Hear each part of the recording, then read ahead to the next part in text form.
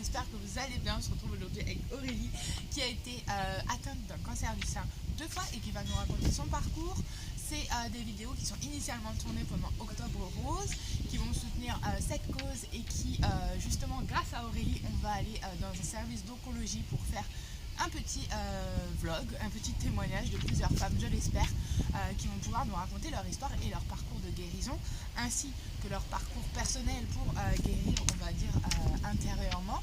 Donc je vais laisser Aurélie se présenter et on va suivre un petit peu notre trame qui est un peu improvisée et un peu en freestyle aujourd'hui. Donc dans un premier temps, je vais te laisser te présenter et après on va parler de tout ce qui est diagnostic, ressenti et ce qui a pu t'amener à devenir cette superbe femme. Moi c'est Aurélie, j'ai 39 ans, j'ai 2 enfants et j'ai été impactée par mon premier cancer du sein à 28 ans, donc en 2015. Ça s'est passé très vite, le ressenti a été assez simple. Le but était juste de guérir en fait, comme si c'était un simple rhume finalement. Mais oui, le rhume des mémés. Et oui, non, donc du coup le ressenti c'est pas trop fait en fait, ça a été très vite. Le diagnostic du coup c'était quand? Comment tu as su les premiers symptômes, ce qui t'a mis sur la piste? En fait c'était tout bête, j'étais devant mon miroir et puis en me pomponnant finalement, sortie de la douche, j'ai constaté une petite boule en fait, vraiment ici, tu vois, entre les côtes et l'aisselle. Et ça m'a pas trop interpellée parce que c'est vrai que des fois tu peux avoir des glandes comme ça là qui disparaissent. Ouais. Donc je suis quand même allée faire voir ça à mon docteur et puis bon on s'est pas inquiété, ça a disparu.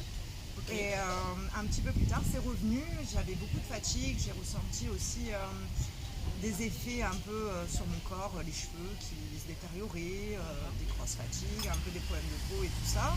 Donc du coup je suis retournée voir mon docteur parce que la boule était réapparue et c'est comme ça qu'on s'en est rendu compte en fait. Et de là a suivi... Et dans les prises de sang, tout ça, il y avait non, pas? Non. D'accord. Non. Ouais, comme quoi, parce que moi je partais du principe que les prises de sang pouvaient justement nous indiquer dans la majeure des cas, il n'y a pas trop de symptômes, les cancers, peut-être le cancer du sein plus du coup, mais...